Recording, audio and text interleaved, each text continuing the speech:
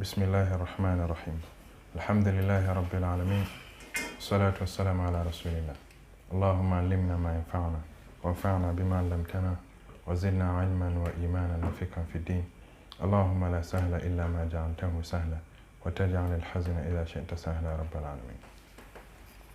So in our previous lesson we looked at what necessitates ghusl, right? There are things that necessitate ghusl, and we mentioned. What are the things that we mentioned? Who remember what we mentioned? When the private parts of a male, like the front part of the male and the female, touches each other. Okay, that's so. Here is al-takal khitanan, right? When the male genital penetrate the female genital, even if there's no ejaculation, even if ejaculation has not taken place, then ghusl is what? Ghusl is wajib. And then what else? Wet dreams. So yeah, wet dream. So yeah. So when you have a wet dream, let's say you have a sexual dream and you wake up and you are wet, right? It's also what? It's also in a state ghusl. You have to what? You have to perform ghusl. And then what else? When this one comes out, the fluid. The fluid. Sperm? Yeah, sperm. That's after ejaculation. So either by intercourse or without intercourse, right? As immediately a person ejaculates, then ghusl becomes what? Becomes binding, becomes wajib, right? So and then what else? It's left with two things related to women. Yeah, haid. Yeah, and then nifas. So these are the five things that we mentioned. So when a person is in what? In these five states, one of these five states, ghusl become wajib. So before a person can pray, fast, or do tawaf, or recite the Quran, or enter the masjid, the person has to what? Has to perform ghusl, right? So we have here, let's look at the rulings of what? Of ghusl. There's a ghusl that is wajib, and there's a ghusl that is what? Sunnah, right? And then there's a ghusl that is what? Mustahab. Okay, so now let's look at the ghusl that is wajib. These five circumstances that we mentioned, if a person finds himself in one of these circumstances, then ghusl becomes what? Wajib. It becomes compulsory, right? Meaning a person cannot pray before what? Before taking the ghusl. Meaning the ghusl is wajib. And then also one can't fast without taking the ghusl. And also one can recite the Quran or touch the Quran or enter the mosque. So this is wajib. And then also before a person will be in a state of ihram, let's say a person is embarking on umrah or hajj. So before before a person will enter into a state of ihram, then a person it's recommended, it's sunnah for a person to take what? The ghusl. So this ghusl is not what? It's not wajib. You understand? It's not wajib. So, and then the ghusl of mustahab is also what? The ghusl on Friday, right? The Prophet said, Man tawadda yawm al-jum'ah fabiha wa ni'mat wa man iktasala fal ghusl afdal. He said, whoever perform ablution on Friday, then it's what? It's better, it's good. But whoever perform ghusl is what? Ghusl is better. So ghusl, and then there's also another hadith of the Prophet that says, Al-ghusl yawm al-jum'ah wajibun ala kulli muhtalim. Also, ghusl on the day of Friday is what is obligatory upon every adult Muslim. So here, obligatory does not mean what? Wajib. It's what? Here it means it's what? It's recommended that you take ghusl on Friday. So we have three types of ghusl, right? We have wajib. So this wajib is what?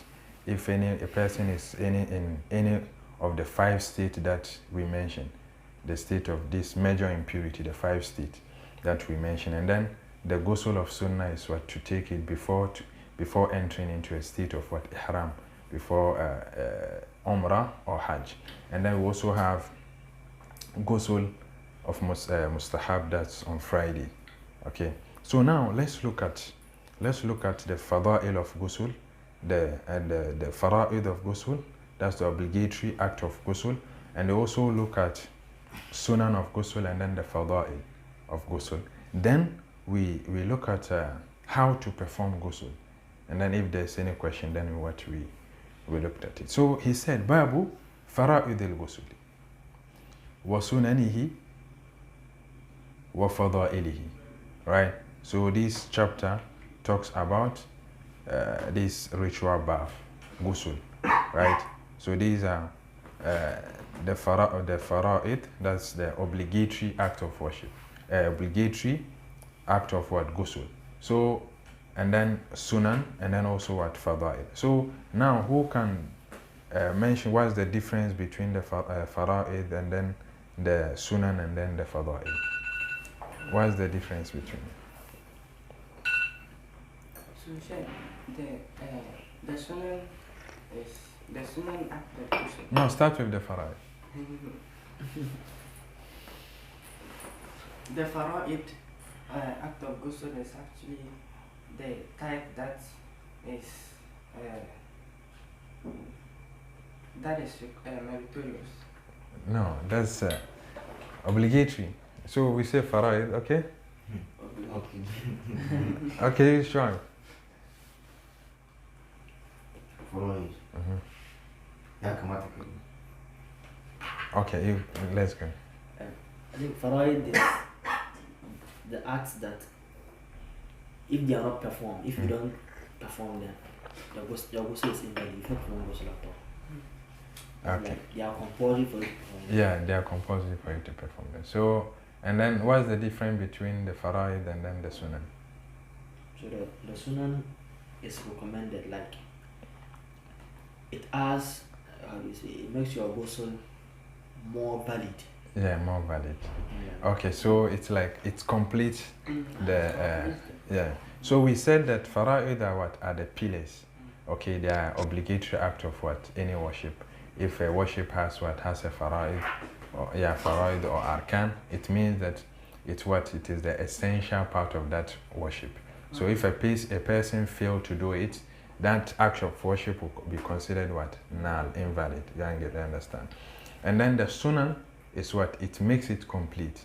So when you look at the fara'id, let's say fara'id, you can see that it only covers a part of what? The act. Okay, so and then the sunan also what? Covers some part of what? Of that worship. You get it? So, and then the fada'il, it's like you've completed it and then you are now beautifying it. That's the fada'il. You understand? So now he said, فَأَمَّا فَرَائِدُهُ فَخَمْسَةٌ.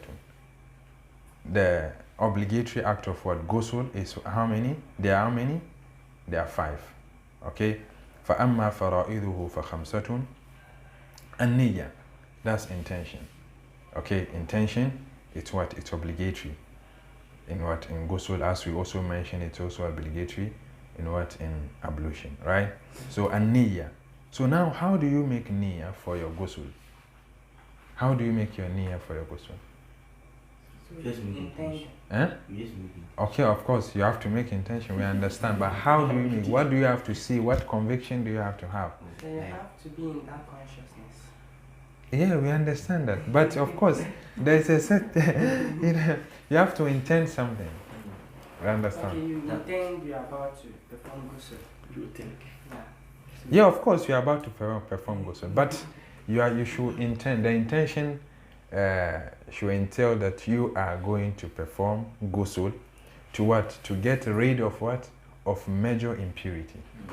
You understand? These 5 circumstances that we mentioned, they are what? They are states of what? Major impurity. So when you are performing that ghusl, you should what? Intend that you are what? You are doing that to get rid of what?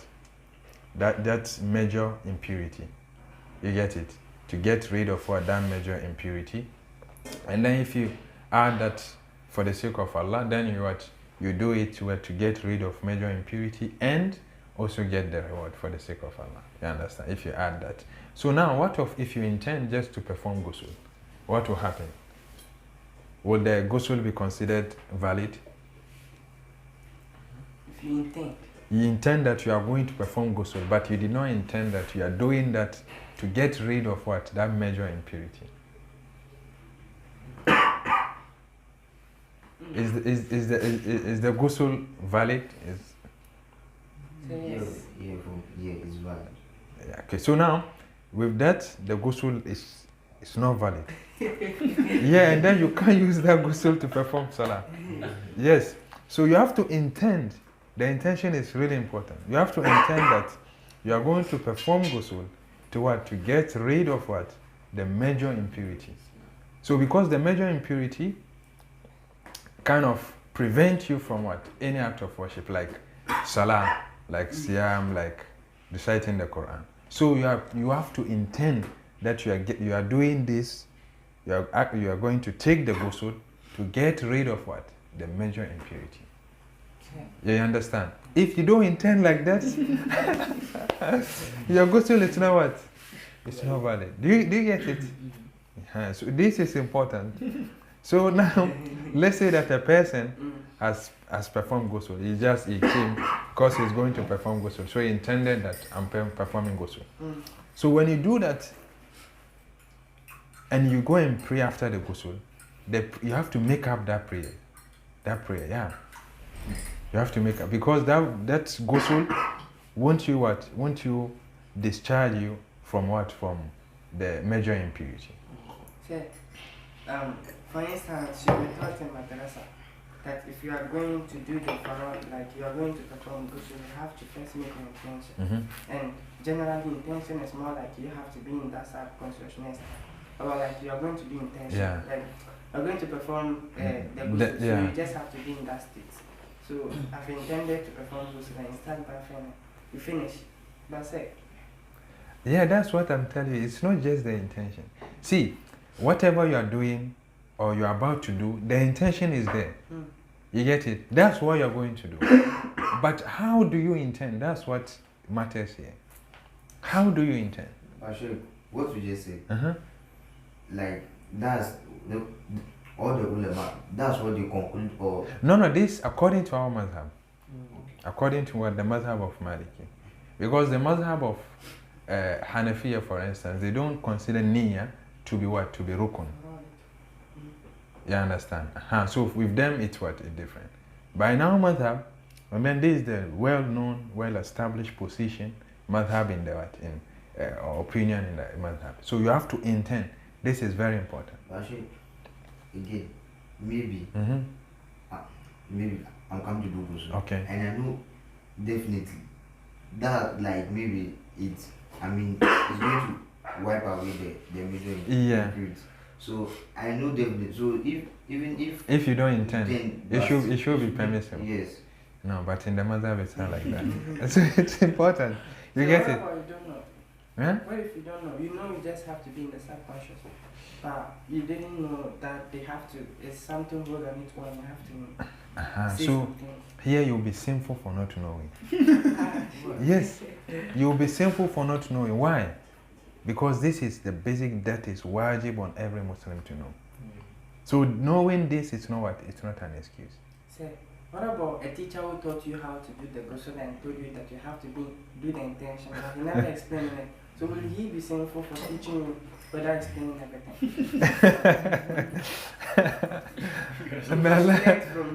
May Allah forgive you. So now you will not be sinful since you've taken the step to learn, but you were not taught in detail, right? Maybe your teacher also perhaps did not pay attention to that detail. Okay, so inshallah both of you are not sinful, but now you know, right? So these are the basics that is what wajib upon every Muslim to know. So this, if you say you don't know, you are sinful for not knowing. Why don't you know? Okay, so last page before we continue. Okay. That means if maybe we do it and we go and pray, that means our praise is not valid. It's not valid. You have to perform ghusl again with that intention that you are performing this to get rid of what? That major impurity. So before not knowing or now that you know. Before you didn't know and your teacher is not sinful. Yourself, you're not sinful. So is your prayer valid? So here, inshallah, Allah will accept it. But let's say that you just performed ghusl and you prayed Fajr prayer, and then you came to class and then you learned this. So now that you've learned, you have to pray, you have to perform the ghusl again with that intention, and then repeat the Fajr, right? But Allah knows how long you've been performing that type of ghusl. Inshallah. What about those 50 years of praise? Wallah, may Allah accept it. Okay, does the name apply to this thing? Wudu. Let's say I perform wudu to recite Quran. Let's say between Zuhr and Asr. And I went to do ablution, then I was reciting Quran in the masjid. And it happened that I was time for Asr. And then I said, okay, now that I have ablution, why would I put my ablution again? Just continue. But that intention was for the Quran. Yeah, it doesn't matter. Here you have a valid ablution, right? Why? Because the ablution is what a minor distance. Even if you did not intend at all, with the ablution is valid, you can use it to pray. You understand? But the issue with the ablution is that you will not be rewarded for it. You understand? But with ghusl, it's totally different. Why? Because it's major impurity. Okay, so it has different ruling. You get it? But if you don't have ablution, you can't pray. You can what? You can't pray. If you don't have what? Ablution, you can't pray. Yes, you can Let's pray. say, okay, listen, before that, okay, like, I was imperializing, like, I've done Tuza. See, like, before Asr. Yeah. And then between Zuhr and Asr, I did ablution to read the Quran. And after the station, it was time for Asr. But the intention for the ablution wasn't for the prayer, it was for the Quran. It doesn't matter. As far as you have valid ablution, you can what? Can use it to pray. You can keep it to Maghrib. Yeah, you can even keep it to Maghrib. Yeah. So, okay. Now, he said khamsatun, an-niyya. So that's the first obligatory act. And then, وَتَعْمِيمُ الْجَسَدِ بِمَا. So you what? Also pouring water or running water over the body. It's what? It's also obligatory. Okay? وَدَلْكِ جَمِيعِ الْجَسَدِ. And also rubbing the entire body. So when you run water on it or pour water on you, on the entire body, you rub it. So this rubbing and also pouring the water on the entire body is what? Is obligatory. So we have three here, a niyya, and then also what? Pouring water on the entire body and then rubbing. These are these three. Then he said, wal-fawru. Wal-fawru, that is what? Continuity. Right? There should be continuity from the beginning to what? To the end of what? The ghusl. There should not be any what? Interruption or any breakage. Like you are performing the ghusl, you made your intention, and then you perform your ablution. We come to that how the order that you should do it. So let's say you've made your intention, you performed the ablution, and then you were called. All right, so you went, the call was that important, and you left the ghusl to receive the call, 10 minutes call and all that. This, it's not what? It's not permissible, okay? So the foul is what? There should be continuity without any interruption or any breakage, okay? So, وَتَخْلِيلُ الشَّعْرِ. وَتَخْلِيلُ الشَّعْرِ. So also what? Running the fingers into what? Into the root of the hair. So when you pour water on you, or when you pour water on the hair or the head, you should run the fingers into what? Into the hair to make sure that water has touched what? The scalp. You get it? So we have what? We have 5 fara'id, 5 obligatory acts of what? Ablution, ghusl, right? 5 obligatory acts of ghusl. We have niyya, and then also what? Pouring water all over the body, and then also what? Rubbing it whilst pouring the water. Then we have fawr, that is continuity, and we have taqlid, so also what? Penetrating the fingers into the hair to make sure water has touched what? The scalp. Is that clear? Yeah. So that's the 5 obligatory acts of ghusl. Is that clear? Any question on this? Okay, now let's move on. So it's more similar to ablution as well. Yeah. Yeah. So here we have fawr, we have delk. Okay, but of course you don't penetrate the hands into the fingers when you perform ablution. You get it? But we have niyya, fawr and delk. Right, so yes. So Please, what about our sisters? Those who having. yeah, we will come to that. We will come to that. Mashallah, he came more about the sisters. Alright, so he said, وَأَمَّا سُنَنُهُ فَأَرْبَعَةٌ وَأَمَّا سُنَنُهُ فَأَرْبَعَةٌ غَسْلُ يَدَيْهِ. So the sunan, that's what the recommended act of what? Ghusl is what? There are 4. That's ghusl yadayhi. Awwalan. So here, a person what wash the hands from the fingertips to the wrist. So ghusl yadayhi. Awwalan. Ila ku'ayhi. So from what? From the fingertips to the wrist. So this recommended. Wal madmadatu. And then what? Rinsing of what? Of the mouth. Wal istinshaku. And then also sniffing. A person will inhale and then what? Exhale. Blow the water into the nose and then blow it out. Okay, that's wal istinshaku. Wamashu simakhil udhunaini. And then also a person what to also rub water on what? On the hair cavity, the ear, sorry. Okay, or the triggers of the ear. So you want to pour water on it, not in it.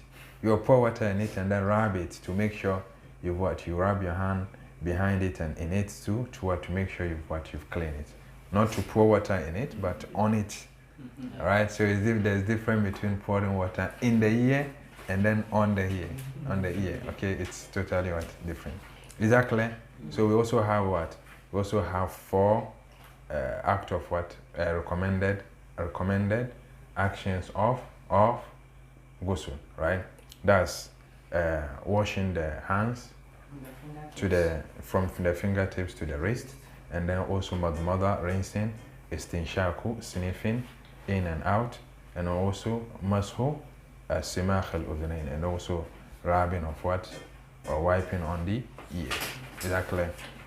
So now let's move on to what? To fadailuhu fasittatun. And then here he said, wa amma fadailuhu fasittatun. Right? So the virtuous act of ghusl are what?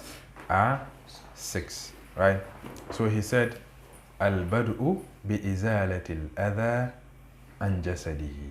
So here the first virtuous act of what? Of ghusl is to wash all the impurities on you, the urine, sperm or blood, feces, anything you wash it out.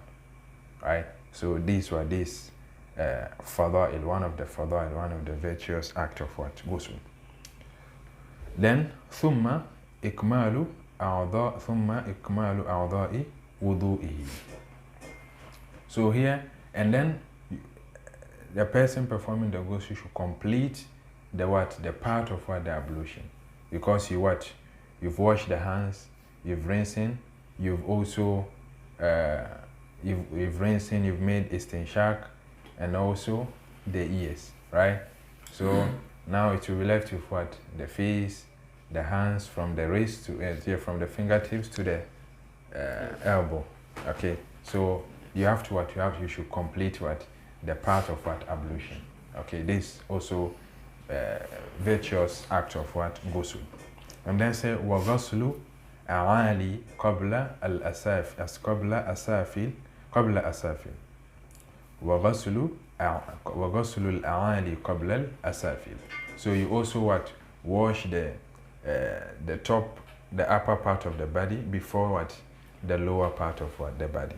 Okay, so that's it. So وتثليث الرأس بالغسل وتثليث الرأس بالغسل. So you also pour water, handful of water on top of the head or on top of the hair 3 times. This is also what? Meritorious act of what? Ghusl. Is that clear? All right. So, and then and also here we have wabad'u bil mayamini qabla al mayasiri. And also you start with what? With the right part of what? The body before the left part of what? The body. All right. Okay. And then also waqillatu al ma'i ma al ihkami. And you also what? Use small amount of money. Small amount of water. Right? Small amount of what? Water for the ghusl. But, and then he said, ma'al ihkami. Right? So, using minimum amount of water does not mean that you should not wash the part very well. Okay, so he said you should use what? Minimum amount of water. Ma'al ihkami, but even with using the minimum amount of water, you should wash every part of, you should wash the part that need to be washed very well. Right? Ma'al ihkami. Ma'a ihkami al-ghasli. Wallahu a'lam. And then Allah knows best. So, this is it from what? From the fara'id of ghusl, and then also for, the sunan, and then fada'il. So now, we now know the fara'id of ghusl, the sunan, and then also the fada'il. So now, how do you perform ghusl? What is the order? What is the order? So the order is, there are different types of, there are different ways of performing ghusl. So let's start with what was reported from the Prophet. Okay, then if there's let's say other ways to do that, of course by paying attention to what also occurred in the report. Okay. Now, Aisha reported that the Prophet ﷺ, how does he perform ghusl? He first of all what? Wash the hands from the fingertips to what? To the wrist. Okay. Then he what? He wash away the impurities on him. Right? Then he wash away the impurities on him. Then he perform ablution. Okay? When he perform ablution, he don't wash the feet. Right? He will perform complete ablution but without washing the feet. Okay? Then he what? He will wash the hair or the hair thoroughly, meaning he will pour water in it and then penetrate the fingers in the root of what? Of the hair to make sure water has touched the scalp. Then he will pour a handful of water on top of the hair 3 times. Right? After he has done washing. Yes, yeah. Then we'll pour water again. Yeah, again 3 times. You get it? Then he what? He will pour water on what? On the entire body and rub his hand on the body. Then wash the feet. Do you get it? Do you get it? Shall I repeat it? Is it okay? Is it okay? Okay. Then, in a report of Maymuna, you know Aisha is one of the wives of the Prophet, right? And then Maymuna as well, Maymuna, she also reported, but with a bit difference in it. So she mentioned that the Prophet ﷺ, he will first what? He will first wash his hands, then he will wash the impurities on him, then perform ablution. Okay, after he performed ablution, With the leg. yeah. So with some report, he washed the feet. Some report did not differentiate whether he has washed the feet or not, but we understand that he has performed complete ablution, meaning including the feet. Then after that, he will pour water. Sorry, he washed the hair thoroughly. He washed the hair thoroughly by penetrating the hands in what? In the root of the hair. Okay. Then he wash the right part of the body to what? To the knee. From the top to the knee, the right part of the body. Then also he wash what? The left part of the body. Then wash what? The lower part of the body. From the knee to what? To the toes. Right? So that's how what? That's how you perform the ablution. Okay, so sorry, the ghusl.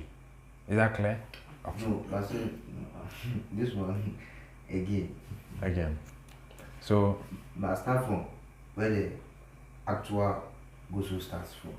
After the hair. of course, it's all part of the ghusl. It's all part of the ghusl. But the body part, like the washing of the body. Yeah. the washing of the body. After So the head. So what? Now he washed the hands, okay, from the fingertips to what? To the wrist. There's no number of times. Yeah, they did not mention any number of times, but there's no. They did not mention any number of times here. Yeah, but mostly he performed once or 3 times or thrice. Okay, so he washed it from the fingertips to the wrist, right? Then wash away all the impurities. Okay? Then perform complete ablution. Here it's a complete ablution. Okay? So after performing complete ablution, what happened? Then he will pour water and wash the hair thoroughly. Right? Then he wash the upper part of the body, the right side of the upper part of the body thoroughly, and then he pour water and then rub it. Okay. Then he also wash the left part of the upper part of the body, right, from the shoulders to all the way to the knee, right? So the right part of the body to the same thing, and the left part of the body to the same thing. Then he wash the lower part of the body, the right, starting with the right part, then the left part of what? Of the lower part of the body, from the knee to what? To the toes, right? Okay. So in another narration too, after that you pour water all over the body and then rub it. Okay. So is this clear? So when you look at it, you can also equally perform it in a different way.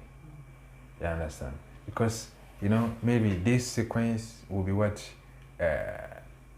maybe confusing or something like that. If it's confusing, if it's not confusing, then you stick to it. Understand? If it's confusing, if it's not confusing, you stick to it. But if it's confusing, you can equally do it this way. You first get rid of all the impurities. You get it? All the impurities on you, right? The sperm, the feces, the blood, the urine, everything. Then you perform complete ablution, right? After performing complete ablution, then you wash the hair thoroughly. Okay? Then you pour water, handful of water 3 times to make sure that water has touched everything, the scalp. So the intention of pouring the water 3 times, is it for the body or just the head? Just the head. Just only the head. Okay? Then after that, then you wash the entire part of the body. If you want to divide it, like start with the right part, then the left part, that's fine. But if you also want, you can also wash the entire part of the body at once, without any dividing the right part. You understand? So this time it's the feet. Yeah. When you are performing the ablution, you perform complete ablution. So when you are done with washing the entire body, then you are done with the ablution. You get it? You first wash away all the impurities, then you perform complete ablution, then you wash the hair thoroughly, then you also pour 3 handfuls of water on top of the head, then you wash the entire body with rubbing, then you are done. Do you get it? So any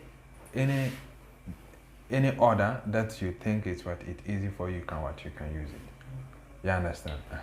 So we can't say that this one is when you do it this way it's wrong. When you do it this way, the most important thing you can see that he has mentioned what the fara'id, the sunan, and then the fadail. So any order that you take, you what? You end up doing what? Washing everything. You get it? So, what if maybe in your washroom is shower? So how do you perform ghusl with that? You can. You can use it to perform ablution, even though of course it will touch some part of the body. It doesn't change anything. You use it, wash the impurity on you, perform ablution, and then do the rest. Even this, it will be easy for you to wash the head thoroughly. So with that one, just while the water is pouring on your head, just do it. Yes. And just continue with it. Yeah, so it will be easy for you to wash the head thoroughly, and also what? Run the water all over the body. You understand? But when it comes to the handful of water, you have to what? You have to make sure, you have to collect the water in your hand, then pour it like that. Because when it flows like that, you never know. You can't figure that out whether you've done that or not. Okay, so it has to be done with the hands. Is it clear? Okay. In that narrations, I heard when you are at swimming pool too, there is a way they perform the ablution. So how is that? There's a way that we perform our ablution. Sorry, the ghusl. The ghusl. I remember we mentioned this there when we were discussing about the ablution. That when you are at the pool, not at the pool, at the beach. Okay. Why not at the pool? Because the water in the pool is stable, does not move, does not refresh, and then many things happen there, you know. So it can be polluted without you knowing. Okay, but with the seawater, no matter what you do in it, the waves that come will come and renew it, and then it will be fresh. So with that, you can use it to perform ablution. After performing complete ablution, you just dive into it. Rub your entire and then you are done. You get it? So what maybe in case? So that one you just do ablution first. Yeah. Then you are done. But Sheikh, I also inside the sea. Just go and dive inside and wash the body in Rub the body and this is let's say in Hanafi Mazhab that is also what it suffices. Yeah. But in our Mazhab it does not suffice. Say, talking of the pool, maybe you have your personal pool in your house, maybe for your family. What about that? This one, no one used to say. So if you are certain that nothing is it's clean, then no problem. But on the ghusl again, I read one narration to again. You just pour the water. No wudu. Just pour the water. If you are done, then you just pour the water in your mouth and your nose, and you're okay to go. So now what have you done? Now you've performed what? The niyya is here, right? The ta'mim al-jasad is here, right? And also fawr is here, and then dalk. So this is correct. This is correct. This is also valid. It's correct. So now see, if let's say you decide to, you want to perform ghusl, right? You intended, as we mentioned, we discussed. Then you run water all over the body and rub it. And then there's no any interruption. Okay, so here, all the obligatory aspect of the ghusl is done, right? So if you want, you can leave out the sunan and then the fadail. It's still valid. You can use it to even pray. Yes. As long as the intention is there. As long as that. But of course, as we mentioned, don't deprive yourself from that blessings. Okay, blessings of performing the sunan and then the fara'id, and also it also fall under imitating the sunnah of the Prophet. Okay, so don't deprive yourself from all this reward. Okay, so it's better you do all. Okay, so now after doing all this, do you have to perform ablution again to go and pray? No. If you want. So here with your condition, if you did not touch your private part with your palm intentionally, before you complete the ghusl, then the wudu is what is valid. You can use it to pray. Okay, but if in the course of rubbing and then doing all that you've touched the private part, then you have to You have to renew the ablution. The ghusl is complete, is okay, but if you want, of course, you can renew the ablution, and if you don't want to, you can go like that. But you can't use the ghusl to pray, unless you perform ablution. You understand? Because we mentioned that touching of the private part invalidates the ablution. Okay. So, the issue of performing ablution, does that have to be the normal traditional way? Perform 3 times the hand, the mouth, or you can just perform once? Yeah, so we said that performing it once, the first washing is obligatory. But the second and the third is it's fadha'il. Yeah. So, as Shuaib was asking, what about the sisters? Is it the same process? Yeah, with the sisters, the same process. And then also, okay, mashallah, Shuaib is really concerned about the sisters. Right? She has sisters. Yes, okay. We have mothers, we have sisters, we have aunties. Yeah, so, okay. All right, so now, if let's say a woman is in the state of impurity, her menstrual blood has just ceased, or the postnatal blood has ceased, and then she needs to perform ghusl, and then she has already braided her hair. There's no big deal. She don't have to unbraid it. Okay, remember one of the fara'id is to wash the hair thoroughly, right? So you wash it thoroughly by running the fingers in so that the water will touch the scalp. But if the braiding is done in such a way water cannot touch the scalp, then it needs to be undone or unbraided. You get it? But if with the braiding water can still touch the scalp, then there's no problem. She don't have to unbraid it. You get it? What about? Of course, washing it thoroughly, it will definitely touch the scalp. And then also you pour water, or a handful of water on it 3 times. It will, inshallah, it will. So what about brothers who normally, they braid their hair, and with that one too, and then some of them too, they say water shouldn't go inside. Who said water shouldn't go inside? Yeah, because definitely water cannot go. Naturally, because our sisters, if water goes inside there, it smells. Yeah. So they don't when they are bathing, they have a way of bathing. Yeah, because they don't pour the water on their head, but they pour it on their face downwards. So do they tie the hair? No, brother, see, brother. Here, we are not talking about their preference. No. Yeah. If she is not in a state of major impurity, she can decide to wash the hair or not. That's up to her. But with major impurity, you have no choice than to what? To wash it. You can't say that I just braided it yesterday and I don't want water to. Then don't be in a state of major impurity. Because even in our mazhab, if you don't have water, okay, if you don't have water, it's not permissible to have intercourse with your wife. Because you can't what? You can't perform ghusl, right? Same here, if you know that you don't want water to touch, make sure you don't be in a state of major impurity. You get it? So talking of that, I once heard a narration. It was more like maybe if you are in this, maybe you went somewhere like on desert or something and you happen to be in that state of ghusl, tayammum can cover that until you get home.